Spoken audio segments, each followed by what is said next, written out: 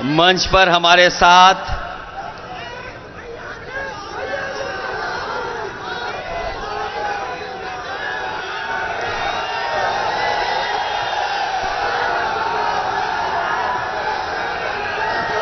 इस बार तो कुछ जोश और तरह का दिख रहा है और ये अच्छा है कि पीलीभीत का चुनाव पहले चरण में ही है और पहले चरण में ही हम लोग खुशखबरी सुनने जा रहे हैं।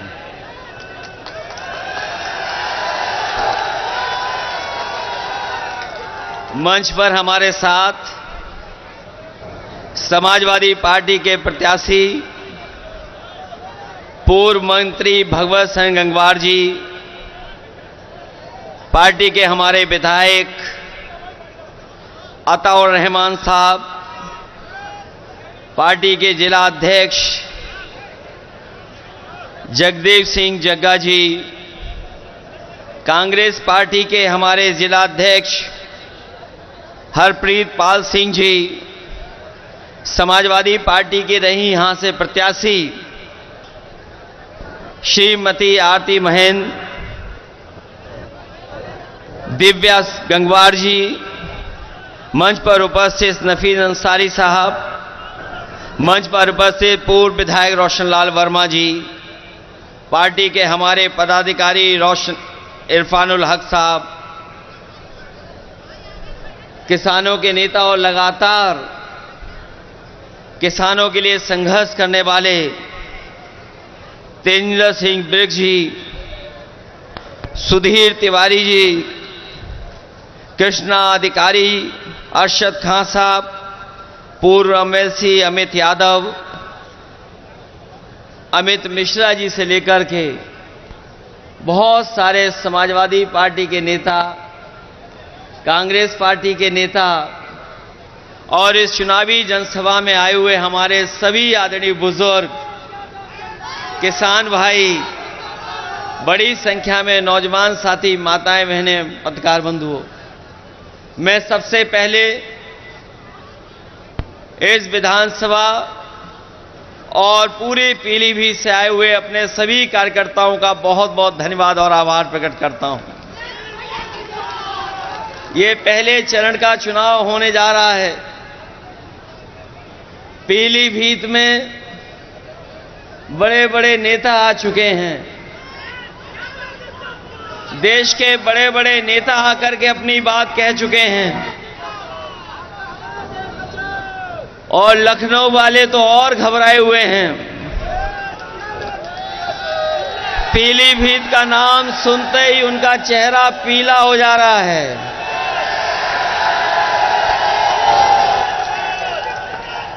पीलीभीत का नाम सुनते ही भारतीय जनता पार्टी के तमाम नेताओं का चेहरा पीला हो जा रहा है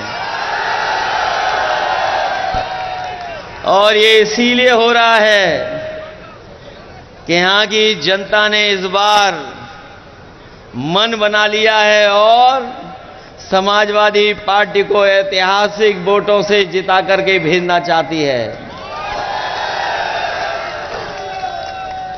हमारे यहां किसान भाई हैं, ये जानते होंगे कि किसान भाइयों का आंदोलन पूरे देश में चला है। कोई ऐसा किसान नेता नहीं जो किसान आंदोलन से न जुड़ गया हो और जो लोग दिल्ली या बाहर जाकर के आंदोलन नहीं कर पाए, उनका भी समर्थन किसान आंदोलन में रहा। यहां के लोगों ने किसान आंदोलन को और मजबूत बनाने के लिए जो कुछ कर सकते थे और अपने सिख भाई इस आंदोलन को सफल बनाने के लिए जो भी अपना तन मन धन लगा सकते थे, उन्होंने लगा करके इस आंदोलन को बढ़ाने का काम किया था। बीजेपी के लोगों ने 3 काले कानून लाए थे। वो काले कानून इसीलिए वापस हो गए थे कि वो किसानों की ताकत से घबरा गए थे। जो लोग किसानों की बात कर रहे थे, आप में से बहुत लोग जानते होंगे, जो किसानों के पक्ष में कह रहे थे उन्हें पीछे कर दिया, नौजवानों की बात जो उठा रहे थे उन्हें पीछे कर दिया, किसान की आवाज में अपनी आवाज को जोड़ करके आंदोलन को मजबूत कर रहे थे उन्हें पीछे कर दिया, और जो किसानों पे थार चला रहे थे, बताओ उन्हें सम्मान दिया सरकार ने कि नहीं दिया? बगल में ही आपने देखा है कि किसान आंदोलन को लेकर के यही तेजेंद्र बिर्क निकले थे, वहां पर उस आंदोलन को दबाने का काम किया था। कोई कल्पना नहीं कर सकता था कि थार से किसानों के आंदोलन को रोका जाएगा। कई लोगों की जान चली गई और ऊपर वाले की कृपा रही, भगवान की कृपा रही कि तेजेंद्र बिर्क हमारे जिंदा हमारे साथ हैं, अभी भी किसानों की लड़ाई लड़ रहे हैं। जो किसान आंदोलन को दबा रहे थे उन्हें सम्मान दिया जा रहा है, और जो किसान आंदोलन की बात कर रहे थे उन्हें तो सुनने में आया मंच पे भी जगह नहीं मिल रही है। कोई नया आया है प्रत्याशी जो कह रहा है कि हमें अगर पहले पता होता कि हमें चुनाव लड़ना है तो हम बंबई बना देते पीलीभीत को।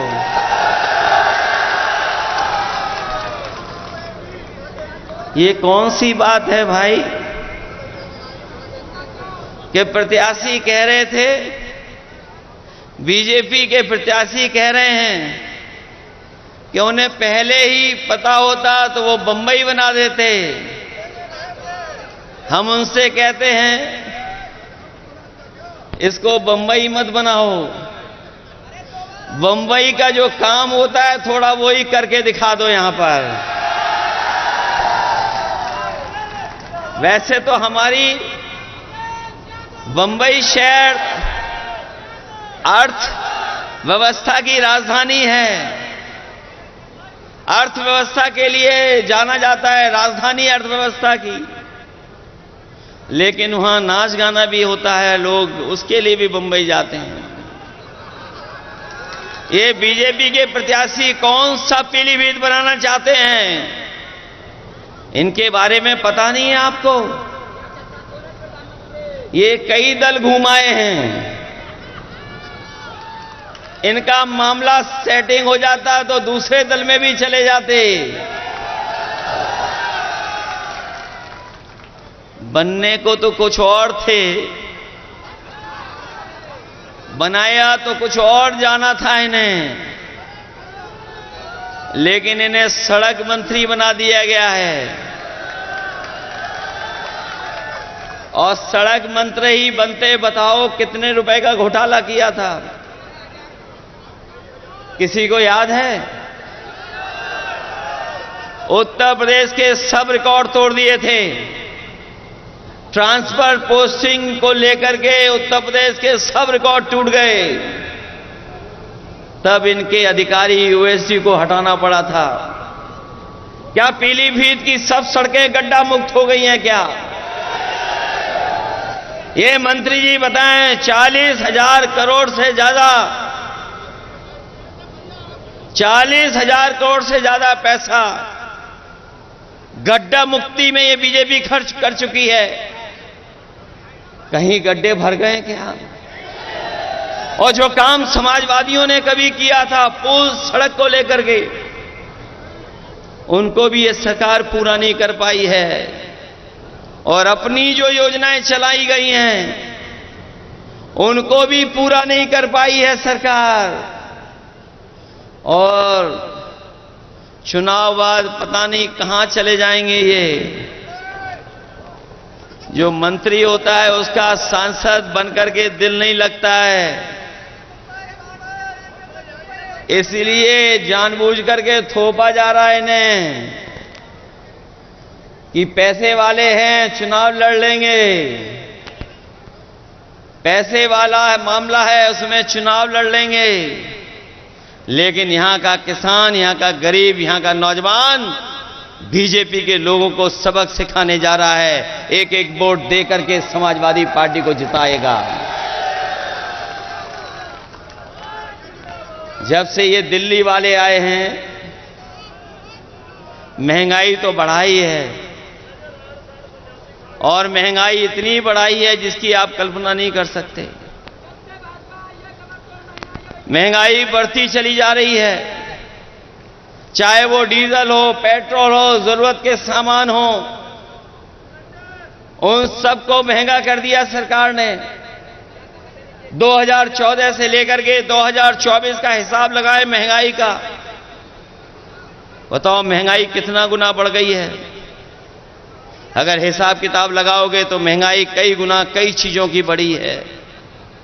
ये सरकार महंगाई नहीं रोक रही, और जब महंगाई रोकनी थी तो इन्होंने चंदा वसूलने का काम किया। आप में से पढ़ा होगा लोगों ने कि ये दावा करने के भ्रष्टाचारी बचेंगे नहीं, लेकिन भ्रष्टाचार बढ़ाने का काम कोई कर रहा है तो वो भारतीय जनता पार्टी के लोग कर रहे हैं। और ये नया तरीका निकाला है दिल्ली वालों ने।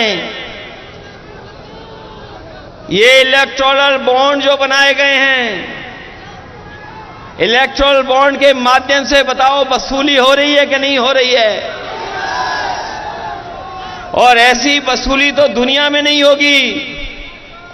जिस कंपनी का कोई कारोबार नहीं, जिस कंपनी का मुनाफा कुछ भी नहीं, वो उस कंपनी से सरकार ने वसूला है पैसा। हम और आप लोग जानते हैं चंदे में क्या दिया जाता है, थोड़ा बहुत दिया जाता है। क्या चंदे में 1000 करोड़ रुपए दिए जाते हैं? क्या चंदे में 500 करोड़ रुपए दिए जाते हैं?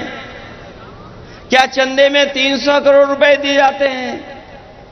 ये सरकार ऐसी है जिसने इलेक्टोरल बॉन्ड के नाम पर बड़े बड़े उद्योगपतियों को सीबीआई, ईडी, इनकम टैक्स से डरा करके इन्होंने वसूलने का काम किया है। और ऐसी वसूली पूरे देश ने नहीं देखी होगी जैसी सरकार में हुई है। ये वही बीजेपी के लोग हैं। याद कीजिए, इन्होंने कहा था कि नोटबंदी के बाद कोई भ्रष्टाचार नहीं होगा, कोई काला धन नहीं कमा पाएगा। बताओ, ये इलेक्टोरल बॉन्ड सफेद को काला करने वाला इंतजाम हुआ है कि नहीं है? काले को सफेद कर लिया कि नहीं कर लिया बीजेपी ने? नोटबंदी में भी किया और इलेक्टोरल बॉन्ड में भी कर लिया। इस सरकार ने जितना पैसा वसूला है उसकी वजह से ही महंगाई है। सोचिए, कभी जिन उद्योगपतियों से ये वसूल लेंगे पैसा, क्या वो नहीं कमाएंगे मुनाफा? क्योंकि मुनाफा कमा रहे हैं इसीलिए महंगाई है, भ्रष्टाचार है इसीलिए महंगाई है। और इन सब चीजों के लिए कोई दोषी है तो वो भारतीय जनता पार्टी के लोग हैं। हम भारतीय जनता पार्टी के लोगों को कहना चाहते हैं, यही उत्तर प्रदेश है जिसने उनकी सरकार बनवाई। 14 में आए थे और 24 में चले जाएंगे। उत्तर प्रदेश के लोग अगर स्वागत अच्छा करते हैं तो जब विदाई करेंगे तो विदाई भी बड़ी धूमधाम से भारतीय जनता पार्टी के लोग करेंगे। इनकी गारंटी याद है आपको? ये बीजेपी की गारंटी नहीं है। जिस तरीके से इन्होंने कोरोना में थाली और ताली बजवाई थी, याद है कि नहीं याद है? इसी तरह की बीजेपी की गारंटी नहीं, ये घंटी है। इनकी घंटी याद है आपको? याद है कि नहीं याद है? किसानों की आय दोगुनी करेंगे। बताओ, इनकी गारंटी पूरी हो गई क्या? हमारे नौजवानों से कहा कि हम 2 करोड़ नौकरी देंगे। बताओ, बीजेपी की गारंटी पूरी हो गई है 2 करोड़ नौकरी की? जो गारंटी देते फिर रहे थे, इनकी सरकार में हर पेपर लीक हुआ है कि नहीं हुआ है? ये नौजवान जानते होंगे, जो परीक्षा देने गए थे, बीजेपी के लोगों ने कहा कि हम परीक्षा कराएंगे, नौकरी दे देंगे, लेकिन कोई परीक्षा ही नहीं करा पाए। जो भी परीक्षा कराई, उस हर परीक्षा का पेपर लीक हो गया। जो लोग पढ़े लिखे हैं नौजवान, जिन्होंने नौकरी के लिए पर्चा भरा होगा, परीक्षा की तैयारी की होगी, वो जानते होंगे कि एक परीक्षा नहीं, एक परीक्षा कैंसिल नहीं हुई है। इस सरकार में जितनी परीक्षा हुई सब कैंसिल हो गई। और कैंसिल का कारण क्या निकला? कि पेपर लीक हो गया। पहली परीक्षा पेपर लीक, और एक परीक्षा का पेपर लीक नहीं हुआ है, न 2 का हुआ है, न 3 का, न 4 परीक्षा का, न 5 का, न 6 का।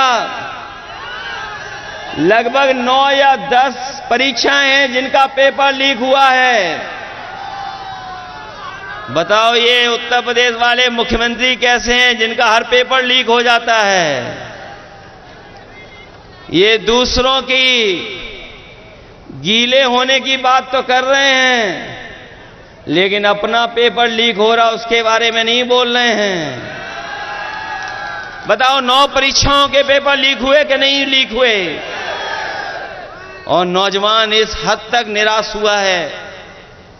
हमने एक नौजवान का सुसाइड नोट पढ़ा। वो नौजवान निराश हो गया, हताश हो गया।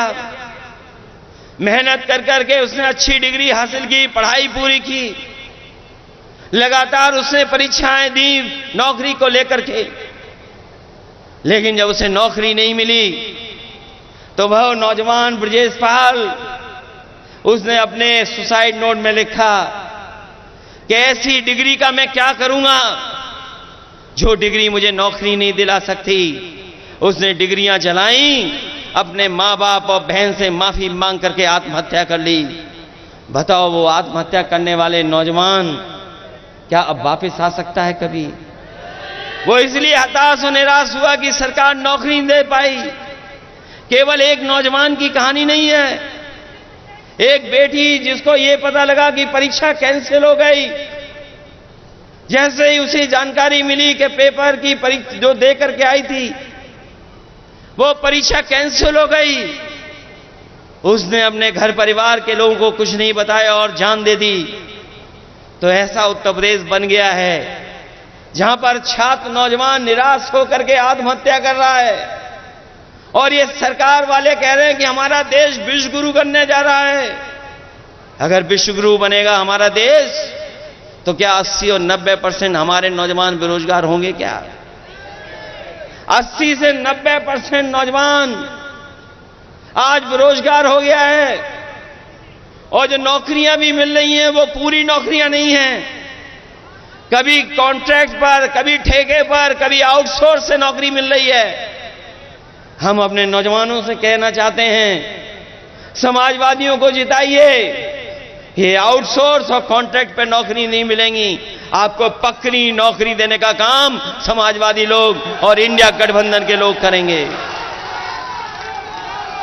हम अपने उन नौजवानों को भी कहना चाहते हैं जो लोग फौज की भर्ती में जाते हैं।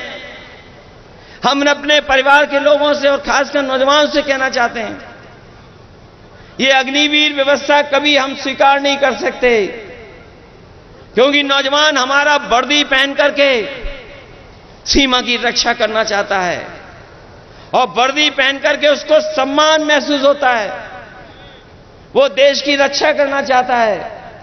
ये 4 साल की नौकरी से न हमारे नौजवान का सम्मान बन रहा है, और न ही सीमा को कोई मजबूत फौज मिल रही है। अग्निवीर जैसी व्यवस्था समाप्त होगी, इसको कभी समाजवादी लोग स्वीकार नहीं कर सकते हैं। इंडिया गठबंधन की सरकार बनेगी और अग्निवीर हमेशा हमेशा के लिए समाप्त हो जाएगी। मैं जानता हूं कि ये हमारे उत्तर प्रदेश की पुलिस जो खाकी वर्दी पहनती है, ये भी कभी कभी हम लोगों को डराती है। ये हमारे कार्यकर्ताओं को डराने लगती है। ये इसलिए डरा रहे हैं क्योंकि अभी इनकी पक्की नौकरी है। ये बीजेपी वाले आ गए तो अभी तो 4 साल की फौज की नौकरी की है। इन खाकी वालों की 3 साल नौकरी होगी। 3 साल से ज्यादा नौकरी नहीं कर पाओगे। बताओ ये किसके साथ खड़े होंगे जब इन्हें पता लगेगा कि इनकी तो नौकरी केवल 3 साल की है। फौज की नौकरी कितने साल की? और अगर इनकी नौकरी इन्होंने बीजेपी वालों ने कर दी 3 साल की, तो ये क्या करेंगे जाके घर पर? इधर हमें पता है खेतों को बचाने के लिए बहुत जानवर घूम रहे हैं। सड़कों पर जानवर, गांव में खेती में जानवर, और पीलीभीत में तो जंगली जानवरों से किसान परेशान है। हमारे देश के और प्रदेश के बड़े बीजेपी के नेताओं को सब पता रहता है, लेकिन उन्हें यह नहीं पता है कि पीलीभीत में लगभग 300 किसानों की जान जा चुकी है, गरीबों की जान चुकी है। बताओ जान गई है कि नहीं गई है जानवरों से? जंगल से जानवर आ रहे हैं, कभी खेत का नुकसान कर रहे हैं, कभी हमारे आम लोगों का नुकसान कर रहे हैं, जान ले रहे हैं। और एक बात तो ऐसा वीडियो वायरल हुआ था, हमने देखा था कि दीवार पर टाइगर घूम रहा था और पीलीभीत के लोग उसे रोक रहे थे। ये बीजेपी वालों को नहीं पता है। क्या बीजेपी की गारंटी में था? ये नहीं था। मुझे याद है 2022 के चुनाव में देश के प्रधानमंत्री कह के गए थे कि बीजेपी की सरकार बना दो। हमने ऐसा इंतजाम किया है, ऐसा अच्छा ठोस योजना बनाई है कि 15 दिन के अंदर जानवर की समस्या का समाधान कर देंगे। बताओ सरकार बने कितने दिन हो गए हैं? अब तो 7 साल हो गए उत्तर प्रदेश की सरकार के। दिल्ली वालों के 10 साल हो गए। बताओ 17 साल का हिसाब किताब लोगे कि नहीं लोगे आप लोग?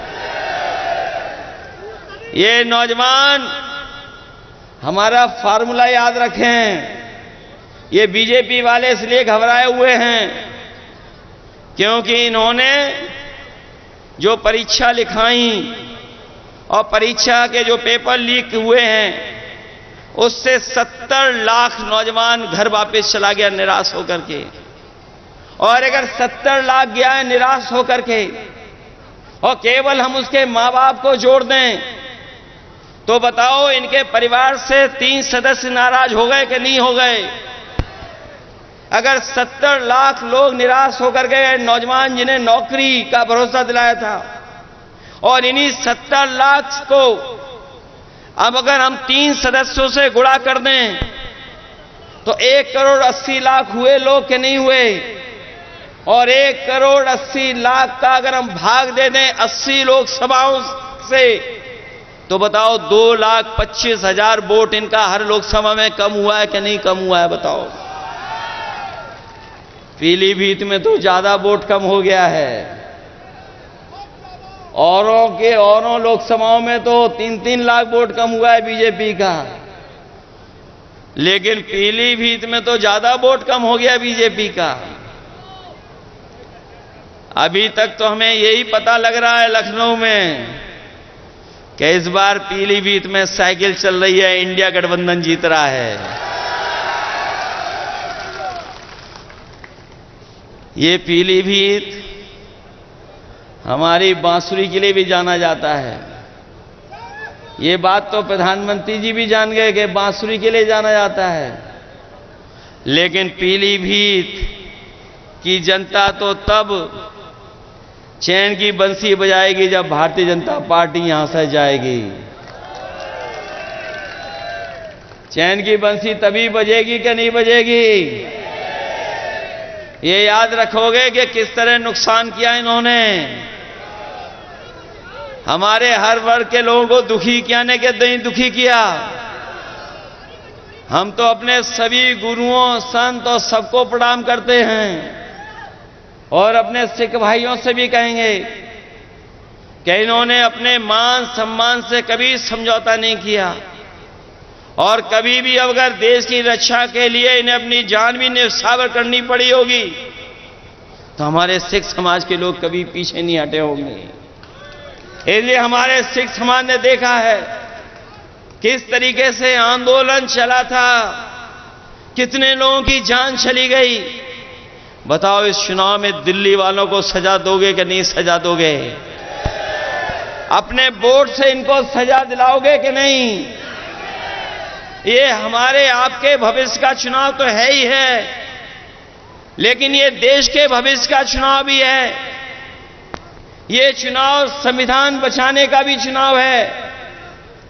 ये चुनाव हमारा लोकतंत्र बचाने का भी चुनाव है और ये चुनाव हमारे आपके भाईचारा की जो मोहब्बत का और प्रेम से हम लोग रहते आए हैं, जो हमारे भारत की पहचान है, हमारी संस्कृति की पहचान है, उसको बचाने का भी चुनाव है। इसलिए चुनाव आप अपना चुनाव समझ करके और आने वाली पीढ़ी के भविष्य का भी चुनाव है। सोचो अगर संविधान को खतरा हो जाएगा तो बताओ हमारे अधिकार छीने जाएंगे कि नहीं छीने जाएंगे? जो अधिकार हमें मिले लड़ करके देश की आजादी दिलाने के लिए इस देश के लोग एक हो गए थे, तब देश की आजादी मिली थी। आज फिर हमें एक बार अपने संविधान और लोकतंत्र को बचाने के लिए लड़ना पड़ेगा। बताओ आप लड़ोगे कि नहीं लड़ोगे?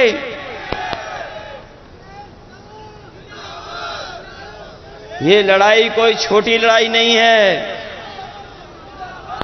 बताओ हमारे किसान भाइयों, एमएसपी के लिए लगभग 1000 किसानों की जान गई कि नहीं गई? बताओ आप।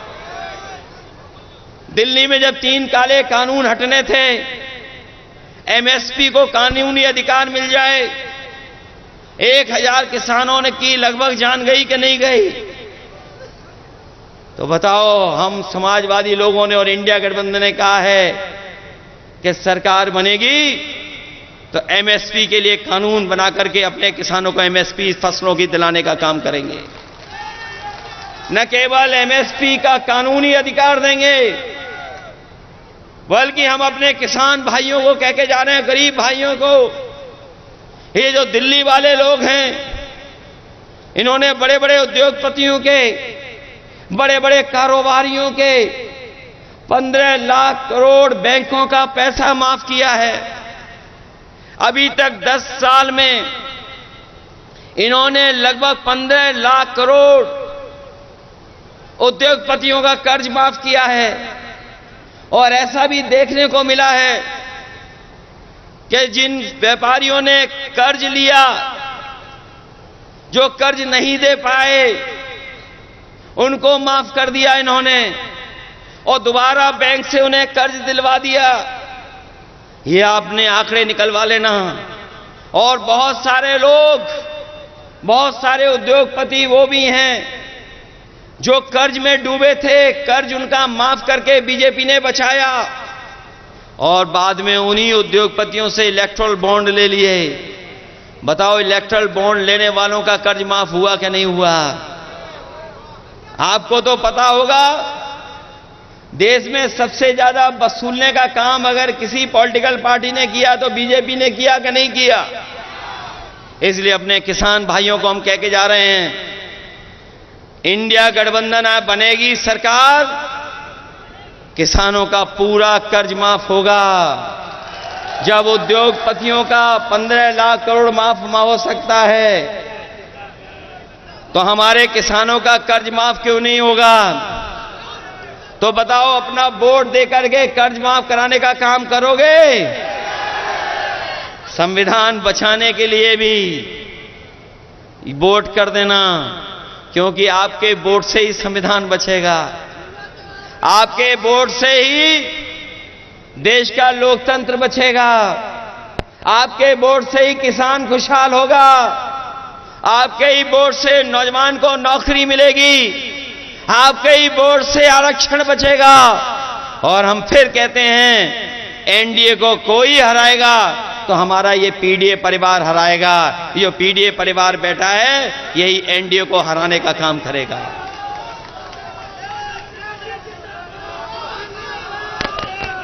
वैसे तो हमारे साथी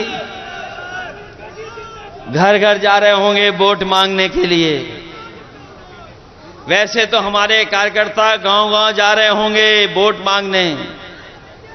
बताओ गांव गांव जाओगे वोट मांगने कि नहीं जाओगे? हर घर वोट मांगने जाओगे कि नहीं जाओगे? हमारा आपसे निवेदन है, हमारा आपसे अपील है, हमारी आपसे प्रार्थना है।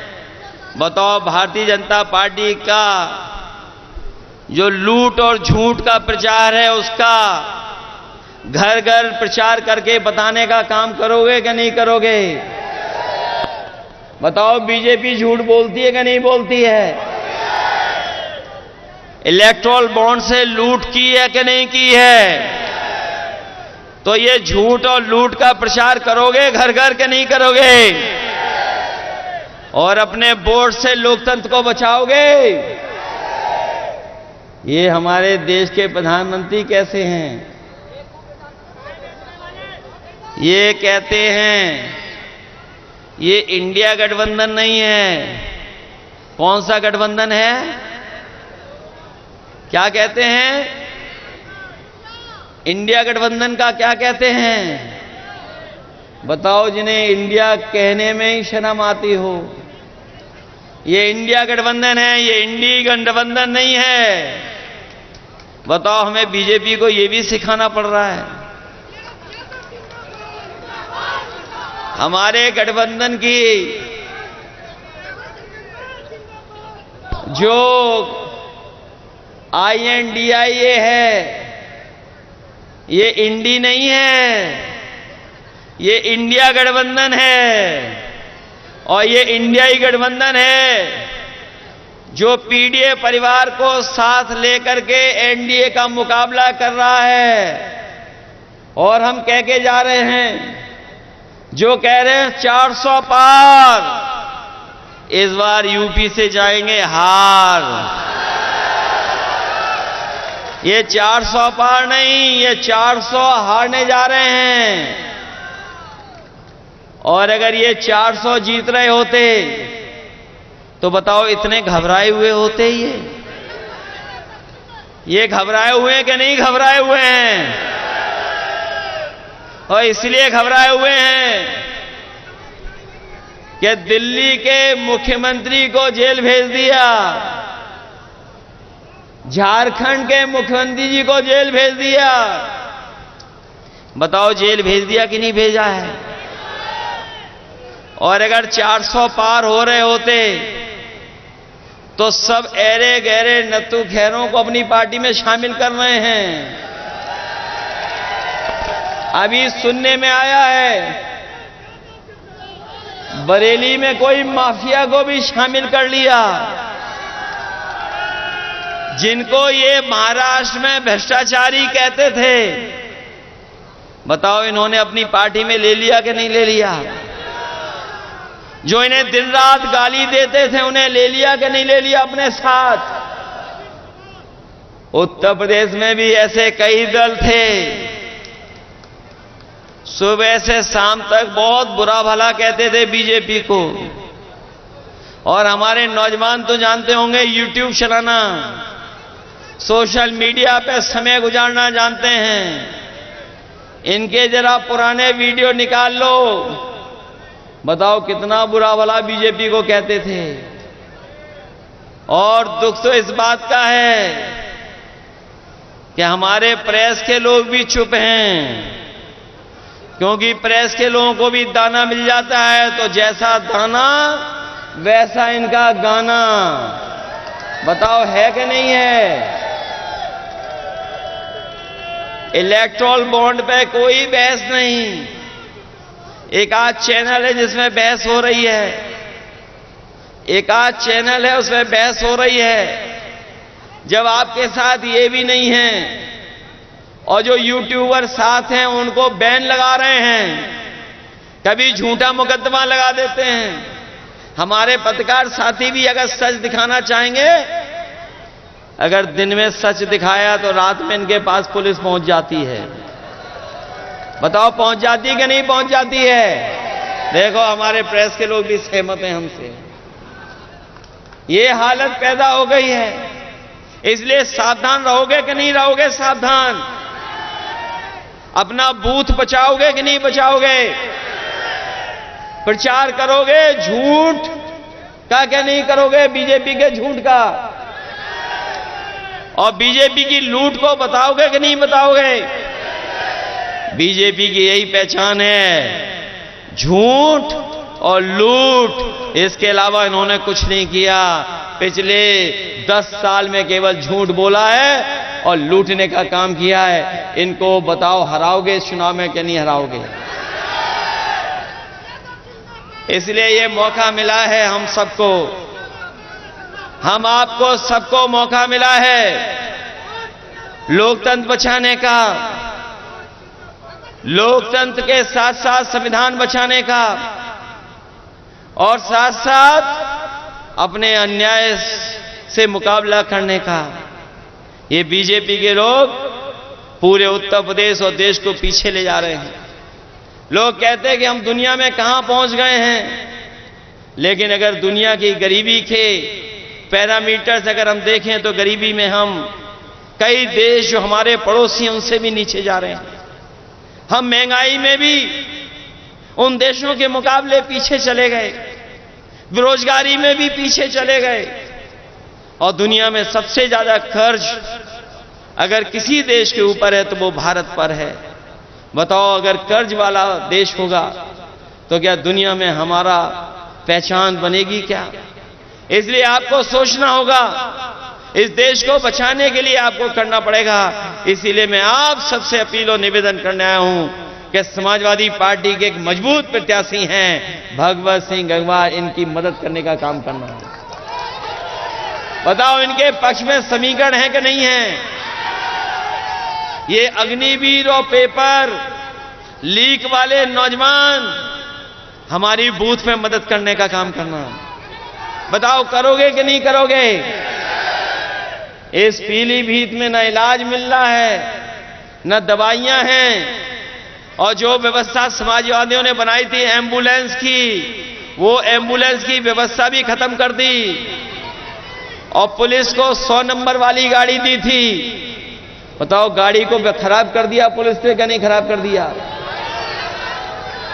और 100 से कौन सा नंबर कर दिया? इन्हें लगा इनका भी रेट बढ़ गया तो इन्होंने भी रेट बढ़ा लिया। बताओ रेट बढ़ा लिया कि नहीं बढ़ा लिया? इसलिए ऐसे लोगों के खिलाफ मतदान करोगे तभी जाकर के हमारा लोकतंत्र बचेगा। इन्हीं शब्दों के साथ मैं आए हुए सभी लोगों का बहुत बहुत धन्यवाद देता हूं। आए हुए किसान भाइयों का धन्यवाद देता हूं, आए हुए नौजवानों का धन्यवाद देता हूं। मुझे पूरा भरोसा है कि आप सब लोग मिलकर के इस देश को बचाने का काम करेंगे, लोकतंत्र को बचाने का काम करेंगे, संविधान को बचाने का काम करेंगे। और जो मैंने आपसे निवेदन किया है कि बीजेपी की जो पहचान बन गई है लूट की और झूठ की, उसको घर पहुंचाने का काम करना। जिस समय आप घर घर पहुंचा देंगे, आपका प्रत्याशी और समाजवादी पार्टी अपने आप ऐतिहासिक वोटों से जीत करके जाएगी। इन्हीं शब्दों के साथ हम आपका धन्यवाद देते हैं। हम कई अपने प्रतिष्ठित और सम्मानित लोगों को देख रहे हैं, हमें उम्मीद है उनका भी हम लोगों को आशीर्वाद मिलता रहेगा और आशीर्वाद हम लोगों के वोट के माध्यम से दे देना, यही सबसे बड़ी जीत होगी। जो लोग उत्तर प्रदेश में आए हैं 14 में, वो 24 में जा रहे हैं। जब विदाई हो तो पीलीभीत से भी बड़ी धूमधाम से विदाई हो इन लोगों की, लाखों वोटों से हरा करके भेज देना। आप सबका बहुत बहुत धन्यवाद और बहुत बहुत आभार प्रकट करता हूं।